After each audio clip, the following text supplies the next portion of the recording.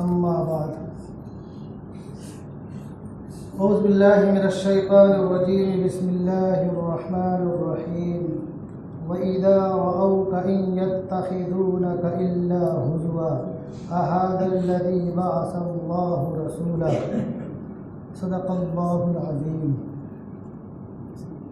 قال رسول الله صلى الله عليه وسلم لا يؤمن أحدكم حتى أكون أحب إليه من والده وولده والناس أجمعين أو كما قال عليه الصلاة والسلام۔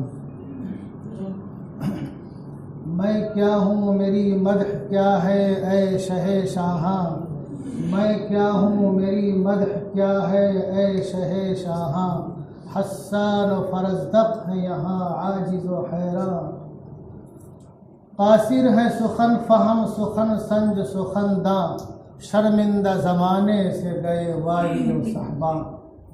کیا مدح کف خاک سے ہو نور خدا کی، کیا مدح کف خاک سے ہو نور خدا کی، لکنت یہی کرتی ہیں زبان فصحا کی۔ حضرات محترم، حالیہ دنوں میں بہت سے ایسے ناخوشگوار واقعات امت مسلمہ اور انصاف پسند انسانوں کے سامنے آئے کہ جس پر جتنا بھی قلق کا اظہار کیا جائے وہ کم ہے، جتنا بھی خون کا آنسو رویا جائے وہ کم ہے۔ ایک شاعر ابو الہندام الخزائی ہے، وہ بولتا ہے وَإِنْ شِئْتُ أَنْ أَبْكَى دَمًا لَبَكَيْتُهُ وَلَكِنَّ سَاحَةَ الصَّبْرِ أَوْسَعُ، یعنی اگر میں خون کے آنسو رونا چاہوں تو بھی کم ہے۔ ایسے غیر مناسب، غیر مہذب اور بے سرا و پا کی باتیں سامنے آئیں، یقیناً ہر انصاف پسند انسان کا دل خون کے آنسو روتا ہے، اور جو جناب محمد الرسول اللہ صلی اللہ علیہ وسلم کے نام لیوا ہیں، جنہوں نے اپنے گردن میں جناب رسول اللہ صلی اللہ علیہ وسلم کی غلامی کا طوق ڈالا ہے، ان کو کسی کروٹ چین نہیں آتا ہے، یقیناً، اور چین آنا بھی نہیں چاہیے۔ اپنی سکت بھر لوگ کوشش کر رہے ہیں، فریادی بن کے کوشش کر رہے ہیں، اور صاحبان اقتدار تک اپنی باتیں پہنچا رہے ہیں، لیکن آپ کو معلوم ہونا چاہیے کہ مانا کہ تم تغافل نہ کرو گے لیکن خاک ہو جائیں گے ہم تم کو خبر ہونے تک۔ صاحبان اقتدار بہت دیر میں جاگتے ہیں۔ اللہ تبارک و تعالی ہم تمام لوگوں کے قلوب میں جناب رسول اللہ صلی اللہ علیہ وسلم کی محبت کو اور آپ کے عشق کو زندگی کے آخری لمحات تک باقی رکھے، اسلام پر باقی رکھے، ایمان پر خاتمہ فرمائے۔ میں عرض کر دوں کہ یہ دنیائے رنگ و بو کے آباد ہونے سے لے کر کے اب تک جتنے بھی ہادی اور رہنما آئے، جتنے بھی اللہ تبارک و تعالیٰ کا پیغام پہنچانے کے لیے نسل انسانی کے پاس آئے، تقریباً ہر ایک کے ساتھ کچھ ایسا ہی معاملہ ہوا۔ ان کا ٹھٹھا اڑایا گیا، ان کا مذاق اڑایا گیا، ان کو طرح طرح سے ستایا گیا، ان کی زندگی اجیرن کرنے کی کوشش کی گئی، ان کو اپنے علاقے اور بستی سے، ان کے ماننے والوں کو اپنے علاقے اور بستی سے نکالنے کی کوشش کی گئی۔ سورہ انبیاء کی آیت نمبر 41 میں اللہ تعالیٰ نے خود ارشاد فرمایا کہ وَلَقَدِ اسْتُهْزِئَ بِرُسُلٍ مِّن قَبْلِكَ فَحَاقَ بِالَّذِينَ سَخِرُوا مِنْهُمْ مَا كَانُوا بِهِ يَسْتَهْزِئُونَ، کہ اے میرے محبوب، تم سے پہلے جو انبیاء و رسل آئے ان کا ٹھٹھا اڑایا گیا، ان کا مذاق اڑایا گیا، تو جس چیز جو مذاق کو اڑا رہے تھے اسی نے انہیں گھیر لیا، یعنی کہ مبتلا عذاب ہو گئے، اللہ کی گرفت کے شکار ہو گئے، اور دنیا سے نسیہ منسیہ ہو گئے، ان کا نام و نشان مٹ گیا۔ ایک دوسری آیت ہے سورہ رعد کی آیت نمبر 32، اس میں بھی کچھ ایسے ہی باتیں اللہ تعالیٰ نے ارشاد فرمائی، وَلَقَدِ اسْتُهْزِئَ بِرُسُلٍ مِّن قَبْلِكَ فَأَمْلَيْتُ لِلَّذِينَ كَفَرُوا ثُمَّ أَخَذْتُهُمْ فَكَيْفَ كَانَ عِقَابِ۔ اے میرے محبوب، تم سے پہلے کے پیغمبروں کو اور رسولوں کا بھی مذاق اڑایا گیا، لیکن ہم بعض دفعہ یہ سمجھتے ہیں کہ مذاق اڑانے والوں کو فوری سزا ہونی چاہیے، اللہ کی گرفت آ جانی چاہیے، اس کی پکڑ ہو جانی چاہیے، اس کو زمین کے اندر دھس جانا چاہیے، آگ میں جل کر بھسم ہو جانا چاہیے، اس کو تہس نہس ہو جانا چاہیے، اس کو بلیک بورڈ کے ہاتھ میں غلط کی طرح مٹ جانا چاہیے۔ ہمارے ذہن میں باتیں آتی اور آنی بھی چاہیے، یہ عشق رسول کا تقاضا ہے، لیکن اللہ تبارک و تعالیٰ کا جو قانون ہے وہ بعض دفعہ اللہ تعالیٰ مہلت دیتا ہے، فرصت دیتا ہے کہ سمجھ جاؤ، اب تو سمجھ جاؤ، اب تو مان جاؤ۔ اس آیت میں اللہ نے وہی فرمایا کہ فَأَمْلَيْتُ لِلَّذِينَ كَفَرُوا، کہ جن لوگوں نے انکار کیا، جن لوگوں نے کفر کیا، جن لوگوں نے ہمارے فرستادوں کی، پیغمبروں کی، رسولوں کا ٹھٹھا اڑایا، مذاق اڑایا، ہم نے ان کو مہلت دی، ہم نے ان کو فرصت دی۔ یہ آج جو فرصت ملی ہوئی ہے ظالم و جابر کو، ایسے لوگوں کو کہ جنہیں بات کرنے کا سلیقہ نہیں ہے، ایسے لوگوں کو جو اپنے پیشوایان مذاہب کی، اپنے مقتدیان مذاہب کی تاریخ نہیں پڑھتے، ان کی زندگی نہیں پڑھتے، ان کے بارے میں نہیں معلوم کہ کب پیدا ہوئے، کہاں پیدا ہوئے، کس جگہ پیدا ہوئے، کس گھر میں پیدا ہوئے، کوئی کہیں بتاتا ہے، کوئی کہیں بتاتا ہے۔ اور میں یہ بھی عرض کرتا چلوں، جو پیدا ہوتا ہے وہ معبود نہیں ہوتا، جو معبود ہوتا ہے وہ پیدا نہیں ہوتا۔ اللہ تعالیٰ نے ان کی دماغوں پہ، عقلوں پہ تالا ڈال دیا ہے کہ اپنے ہاتھ سے بناتے ہیں اور اپنے قلم سے تاریخ لکھ کر کے اسی کو اپنا معبود اور خدا بنا لیتے ہیں۔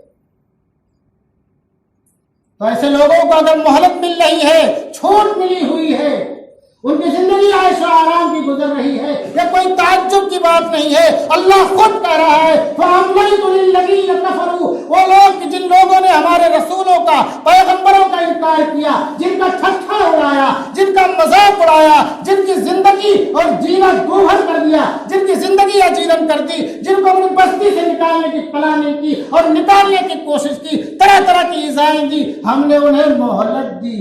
ہم نے انہیں کیا دی؟ مہلت دی۔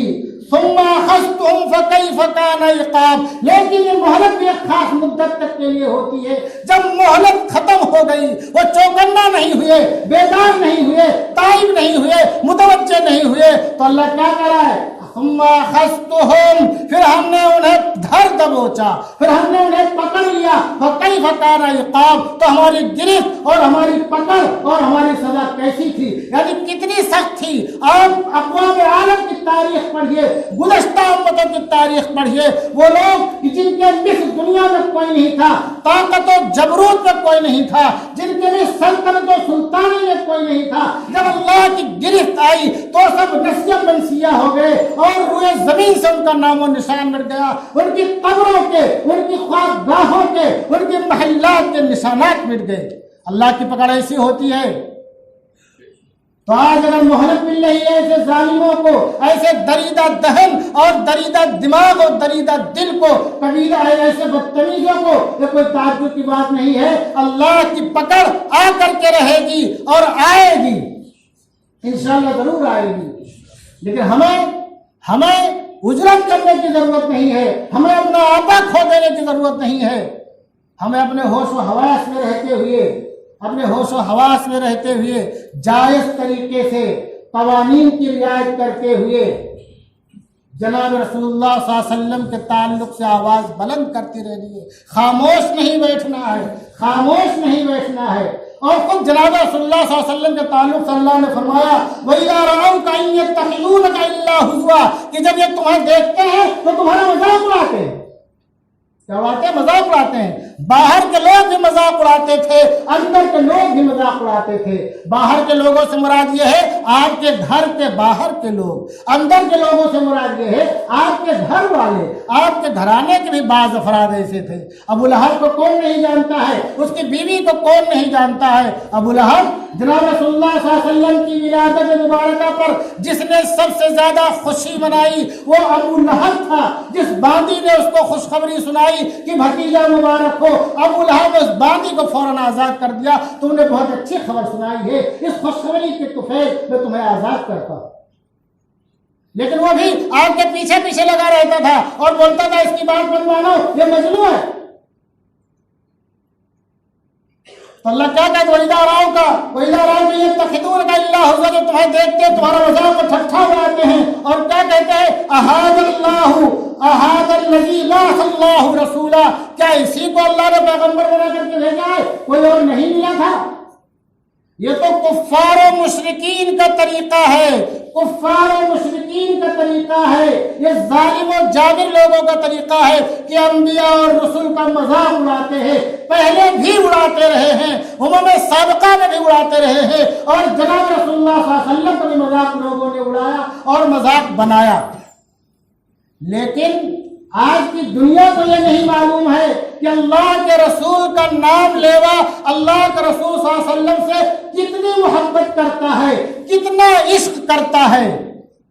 देखने में तो सब दो टांगों को हाथ के और एक सर के नजर आते हैं, लेकिन जिसके कल्ब में ईमान होता है, रसूलुल्लाह की रिसालत की जो गवाही देता है, वो आपसे कितनी मोहब्बत करता है, कितना आपको चाहता है। आज तक कोई कलम नहीं बना कि उसको बयान कर सके, कोई जबान नहीं है कि उसको बयान कर सके। हज़रत खुबैब बिन अदी रज़ियल्लाहु तआला अन्हु का वाक़या बहुत मशहूर वाक़या है, गज़वा बहुत मशहूर वाक़या। उनको गिरफ्तार कर लिया। सन 3 हिजरी में गज़वा रजी हुआ। फिर आपने हज़रत आसिम बिन साबित अंसारी रज़ियल्लाहु तआला अन्हु की इमारत में 10 लोगों का वफ़द भेजा दावत तबलीग के लिए। लेकिन अस्फान और मक्का के दरमियान बनु हुज़ैर की एक शाख है लहयान, उनको खबर हो गई, तो उन्होंने पहाड़ियों पे अपने 100 तीरंदाजों को बिठा दिया और उन 100 तीरंदाजों ने इन 10 छोटी जमात पर तीरंदाजी करके 7 लोगों को शहीद कर दिया। 3 लोग बचे जो पहाड़ी के ऊपर चले गए थे और मुकाबला करते रहे थे। उन लोगों ने क्या कहा, भाई नीचे आ जाओ, हम तुमको कुछ नहीं कहेंगे। उन लोगों का अहद पैमान की बुनियाद पर 3 हज़रात नीचे आ गए। जब ये 3 हज़रात नीचे आए तो उन जालिमों ने इन लोगों के कमानों के तांतों को खोल दिया, इनको गिरफ्तार कर लिया, हाथों को कस दिया। तो एक सहाबी से रहा न गया, वो भी लड़ते हुए शहीद हो गए, बचे 2। उन 2 में कौन थे, हज़रत खुबैब बिन अदी रज़ियल्लाहु तआला अन्हु थे। अब उनको गिरफ्तार करके लोग लेकर के मक्का के बाजार में उनको फरोख्त किया। उनको खरीदा किसने, उनको हारिस बिन आमिर के बेटों ने खरीदा। यह हारिस कौन है, यह हारिस वो है जिसको ग़ज़वा बद्र में हज़रत खुबैब रज़ियल्लाहु तआला अन्हु ने जहन्नम रसीद किया था।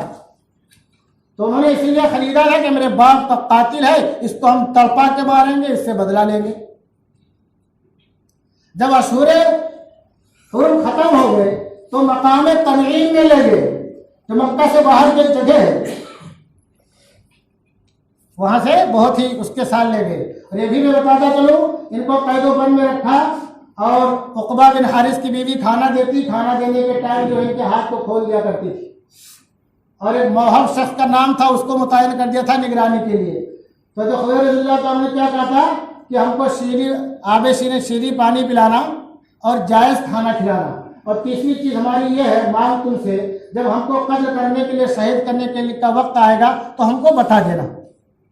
उसकी बीवी से भी कहा था, जो निगरां था उससे भी कहा था। तो जो वक्त आया इनको ले जाना था शहीद करने के लिए, तो उससे कहा, भाई मुझे अस्तूरा दे दो।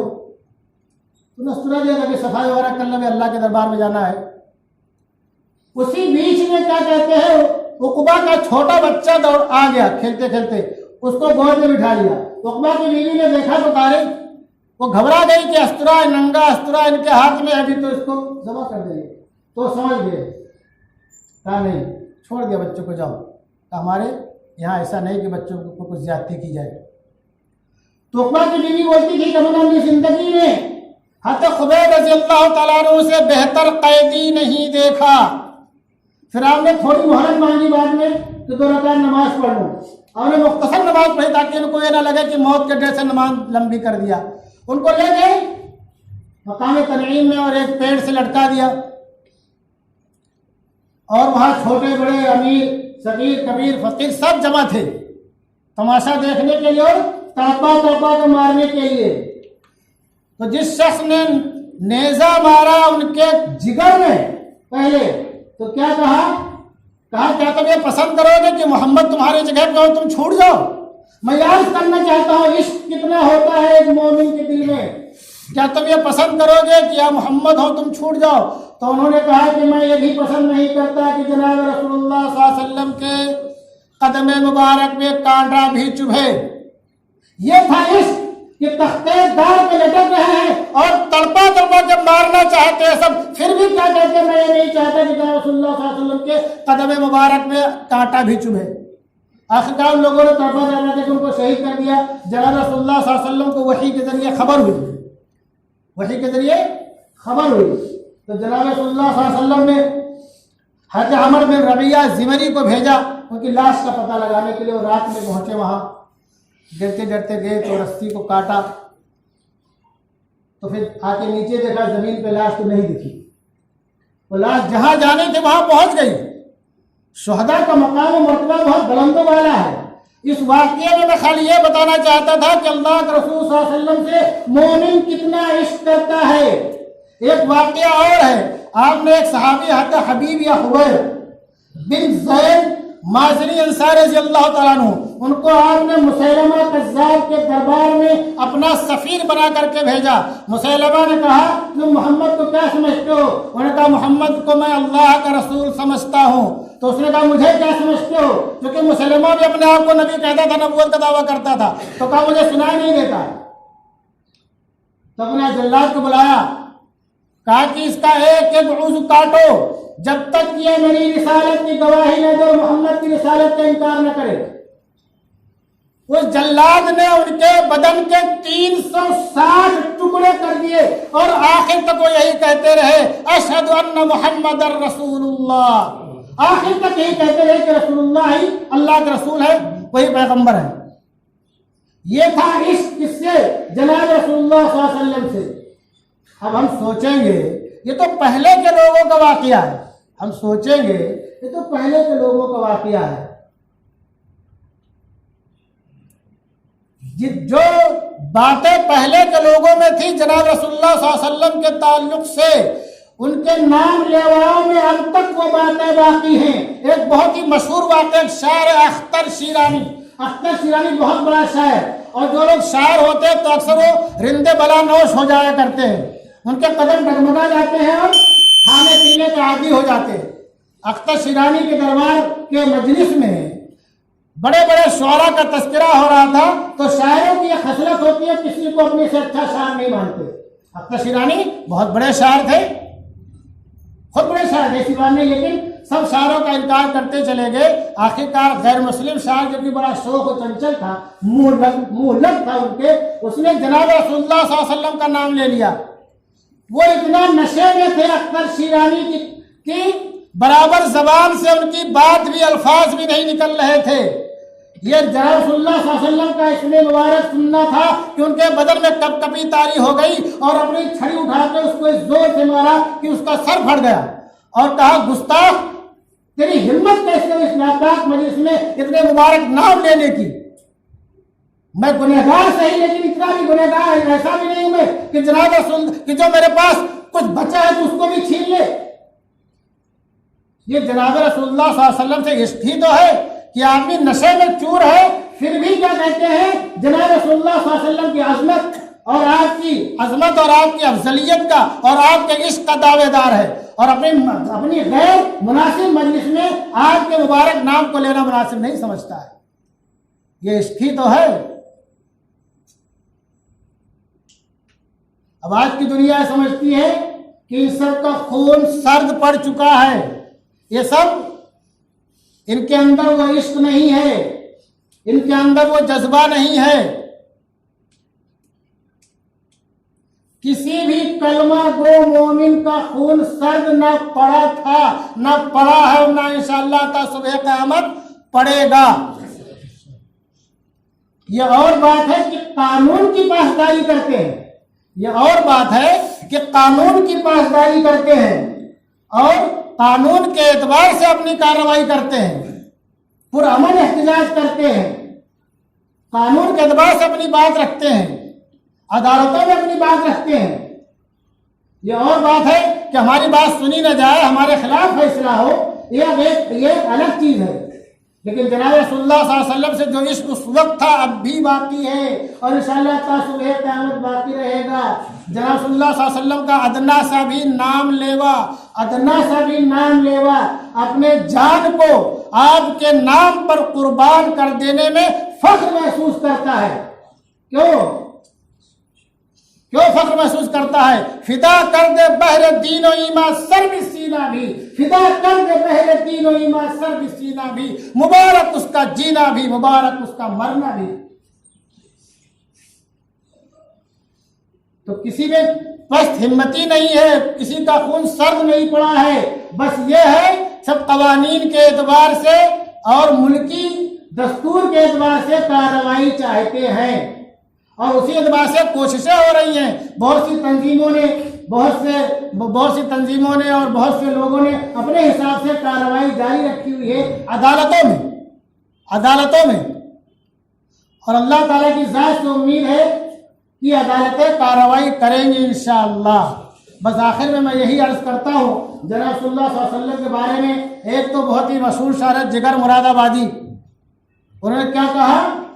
وہ کہتے ہیں کہ چمن نے جب آمد خیر الورا کی خبر پائی، چمن نے جب آمد خیر الورا کی خبر پائی، پے تعظیم خوشبو پھول سے باہر نکل آئی۔ اور بہت عظیم شاعر ہے حضرت عبد الرحمن ملا جامی رحمۃ اللہ رحمۃ واسعہ، وہ کہتے ہیں صلی اللہ علی نور وصلی اللہ علی نور کدو شد نورہا پیدا، وصلی اللہ علی نور کدو شد نورہا پیدا، زمین حب او ساکن فلک در عشق او شیدا۔ یعنی جناب رسول اللہ صلی اللہ علیہ وسلم کی عشق میں اور آپ کی محبت میں دنیا کی تمام چیزیں جو شیدا ہیں وہ شیدا ہے، فدا ہے، سب ذرہ ذرہ بھی آپ کے عشق میں ہے، آسمان بھی آپ کے عشق میں ہے، زمین بھی آپ کے عشق میں ہے، اور آپ کے نور سے آپ کے ذات والا صفات سے اندھیریوں میں اور تاریکیوں میں روشنی کا اجالا پھیل گیا۔ اور یہ حقیقت ہے۔ اللہ تبارک و تعالی ہم تمام لوگوں کے قلوب میں جناب صلی اللہ علیہ وسلم کے عشق اور محبت کو اور ہماری نسلوں کے قلوب میں آپ کے عشق اور محبت کو زندگی کے آخری لمحات تک باقی رکھے، اور ہمارے لیے فخر کی بات ہوگی، ہمارے لیے فخر کی بات ہوگی کہ وہ شاعر کہتا ہے فلست بالی حین اقتل مسلمہ، یہ حضرت خبیب رضی اللہ تعالیٰ نے کہا فلست بالی حین اقتل مسلمہ علی ای شق للہ کان فی اللہ مسرعی، کہ اگر آپ کے ذات والا صفات آپ کے اسم مبارک پر ہماری شہادت ہو جائے تو اس سے بڑی ہمارے لیے اور خوش قسمتی کی اور خوش بختی کی کیا بات ہوگی۔ وما علینا الا البلاغ۔